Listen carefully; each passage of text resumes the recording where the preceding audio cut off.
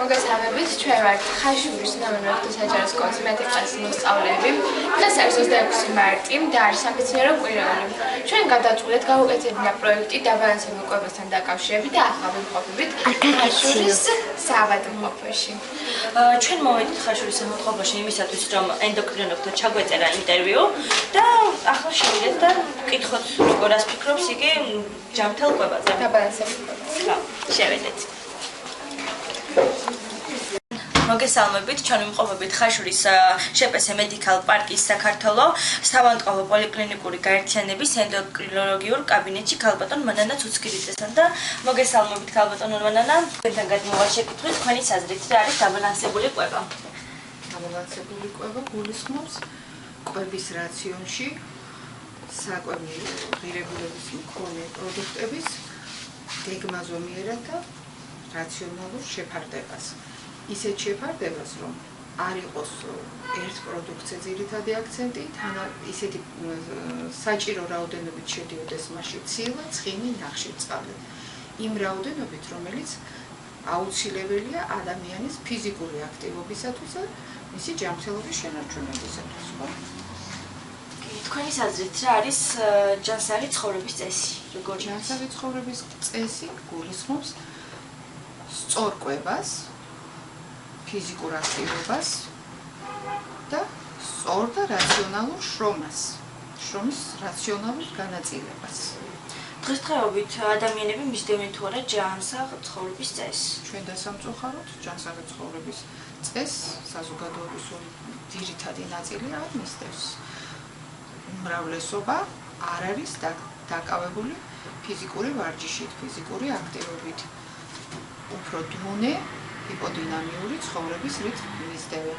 სარგებლობენ ტრანსპორტით, ფეხით ნაკლებად მოძრაობენ და არ არიან დაკავებული სპორტით, განსაკუთრებით ახალგაზრდები. კი, რამდენად ხშირია ჩვენი ასაკის ბავშვებით მომართვა თქვენთან? თქვენი ასაკის ბავშვები ძირითადი პრობლემა, რითაც ისინი აკითხავენ ჩვენ პოლიკლინიკას, ძირითადი პრობლემა ეს არის თქვენ ასაკში ფარისებრი ჯირკვლის ფუნქციის დარღვევა. და შესაძლოა ზრდაში ჩამორჩენა იყოს მომართვის მიზეზი, შესაძლოა მიზეზი იყოს სიმსუქნე. რას ნიშნავს თქვენი საზრით სიტყვა დიეტა? დიეტა გულისხმობს შეზღუდვას. შეზღუდვას. დიეტა სხვადასხვანაირია. ეს შეზღუდვა შეიძლება გამოწვეული იყოს რაიმე სომატური დაავადებით, მაგალითად კუჭნაწყლის რაიმე პათოლოგია, ქოლეცისტიტი, გასტრიტი, კოლიტების დროს იზღუდება რაღაცა გარკვეული საკვების სახეობა, შაქრიანი დიაბეტის დროს იზღუდება ნახშირწყლები და თქვენ ალბათ უფრო მეტად გულისხმობთ დიეტაში დაბალკალორიულ დიეტას, როდესაც ინიშნება ეს დიეტა ჭარბი წონის და სიმსუქნის შემთხვევაში. როგორ დიეტას ურჩევთ ჩვენი ასაკის ბავშვებს? თქვენი ასაკის მოზარდებში დიეტა საერთოდ მოზარდებისთვის არ არის რეკომენდირებული. დიეტა თუ არის ჭარბი წონა, ამ შემთხვევაში ინიშნება მოზარდებშიც და გულისხმობს ძირითადად ჭარბი ნახშირწყლების რაფინირებული ნახშირწყლების. რაფინირებული ნიშნავს ნახშირწყლები, რომლებიც ადვილად იშლება. ეს არის შაქარი და შაქრის შემცვლელი პროდუქტები. მათი ჭარბი მოხმარება იზღუდება ასეთ შემთხვევაში. იზღუდება ცომეული და ჭარბად ცხიმიანი პროდუქტი.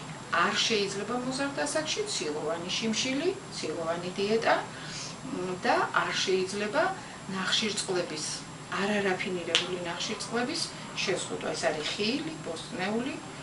ხო, აი ეს ძირითადი პრინციპი თქვენ ასაკში ჯანსაღი კვებისა არის ეს, რომ იყოს ცილა საკმარისი რაოდენობით, იმიტომ რომ ცილა შეიცავს ამინომჟავას და ამინომჟავების მიღება აუცილებელია ინტელექტუალური აქტივობისთვის და აზროვნებისთვის და სწავლისთვის. ეს პირველია, რომ ტვინის აქტივობა დამოკიდებულია ზუსტად საკვებში შემავალი ცილის რაოდენობაზეც.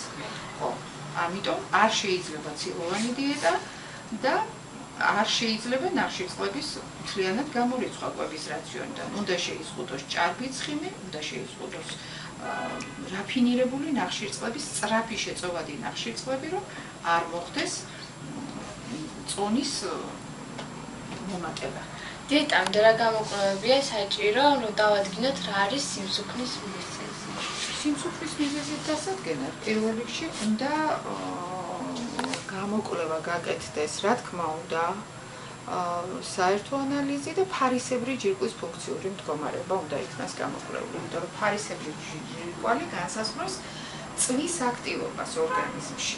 თუ მისი ფუნქციური ეხმარისობა წვის აქტივობა შეზღუდულია და დაქვეითებულია და შესაძლოა საბალანსებული კვების პირობებში ადამიანი იმატებდეს წონაში. რა დაავადებებს იწვევს სიმსუქნე? სიმსუქნე ძალიან ბევრი დაავადების მიზეზი შეგვიძლია გახდეს. პირველ რიგში ეს არის გულ-სისხლძარღვთა სისტემის პრობლემები, იწყება ასეთ დროს და ძირითადად სისხლძარღვოვანი პრობლემები უფრო მეტად, იმიტომ რომ ჭარბი წონა, ჭარბი მასა სხეულისა, ეს დიდი დატვირთვაა ორგანიზმისთვის, ხო? ის ჭარბი წონა, ეს იგივეა, რომ აიღო იმ წონის, რაც თქვენი სხეულის შესაბამის წონაზე მეტი გაქვთ, ხო? აი იმ სხეულის მასა რო აიღო და ატარო ხელით. ხო, ეს ხო დატვირთვაა ფიზიკური ორგანიზმისთვის. ამიტომ უნდა ვეცადოთ, რომ არ ვაიძულოთ ჩვენი სხეული ატაროს იმაზე მეტი, ვიდრე ეს საჭიროა. არსებობს საერთაშორისო ნორმატივის სხეულის მასის ინდექსი. ის გამოითვლება სხეულის სიმაღლესა და წონის პროპორციით. და თუ ეს პროპორცია დარღვეულია, ის ძალიან დიდი დატვირთვაა ორგანიზმისთვის და ახალგაზრდა ასაკში ამას ნაკლებად გრძნობ, მაგრამ წლების მატებასთან ერთად ეს ხდება უკვე გულ-სისხლძარღვთა სისტემის დაავადების მიზეზი. მარხვებზე რას ფიქრობთ, არის თუ არა დარღვევა? მარხვა ეს რელიგიური შეზღუდვა და თუ ადამიანი გადაწყვეტავს, რომ უნდა იმარხულოს, ამას ჭირდება მოძღვარი, ნებართვა, ყველაფერი, მაგრამ მარხვა არასოდეს არ არის დიეტა.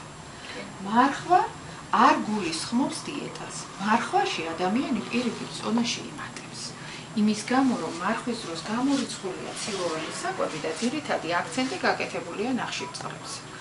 ცილოვანი შიმშილის გამო ხშირია, რომ მადა პირიქით გაძლიერებულია და ამის დასადგუნად ცდილობენ და შეავსონ კვების რაციონი უმთავრესად ნახშირწყლების ხარჯზე. ძირითადი ძალა ადგება ასეთ შემთხვევაში პულს და ცომეულს და მარხვის დროს ძალიან ხშირია, რომ მოდის პაციენტი და გვეუბნება, რომ აი მარხვაზე ვარ და ვიმატებ იმიტომ, რომ არა ბალანსირებულად იკვებები. ღებულობ ცილის მაგივრად ნახშირწყალს და წონაში მოიმატებ. ტკბილეულს და იმას თონია.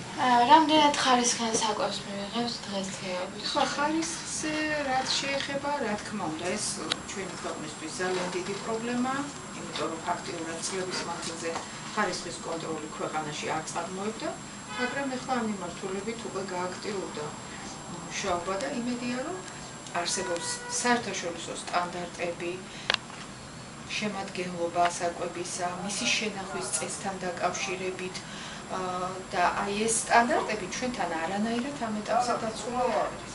ამიტომ ჩვენ თვითონ უნდა ვეცადოთ, რომ მივიღოთ ჯანმრთელი, ბუნებრივი საკვები პროდუქტები, ხშირად არ გამოვიყენოთ აი ქიმიკატების და დანამატების შემცველი საკვები, რომელიც ძალიან ტოქსიურია და ძალიან ხშირ შემთხვევაში ძალიან ბევრი და მძიმე დაავადების მიზეზი ხდება. განსაკუთრებით აი ეს ჩიპსები, რომელთაც გატაცებული არიან ჩვენი მოზარდები, პირდაპირ არის მინიშნებული და ძალიან ხშირ შემთხვევაში ხდება სიმსივნური პათოლოგიის მიზეზი. იმიტომ რომ იქ არის დამწვარი ზეთი, დამწვარი ცხიმი, რომელიც შეიცავს დიდი დოზით კარცენოგენებს და კარცენოგენები არიან სიმსივნის გამოწვევები. ამიტომ უნდა ვეცადოთ, რომ ვიკვებოთ ნატურალური საღი პროდუქტით და არ შევიძინოთ საკვები პროდუქტები საეჭვო რაღაცა დახლებზე, ბუტკებში, იმაში, უნდა შევიდეთ ისეთ მაღაზიებში, სადაც მეტნაკლებად ჰიგიენის წესები დაცულია, ხო? დიდი მადლობა გადაგიხმეთ რა და ბოდიში შეწუხები. ეს არის დაბალანსება. ხო, ცხოვრობთ დაბალანსებულ ოჯახთან სარი ცხოვრების წესი. არა. აი.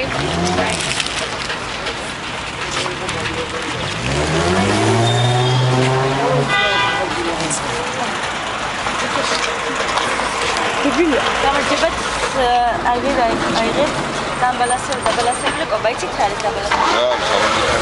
დაბალანსებული ყოფა არის შესაძლოა ჯანსაღებებებით და ულით ორგანიზმს. თქვენ იქცევით ასე? მე ხომ რომ არ დაბალანსებული ვაკვება ხო? აი გაწანდაადეთ. აი, აიღეთ ქალბატონო.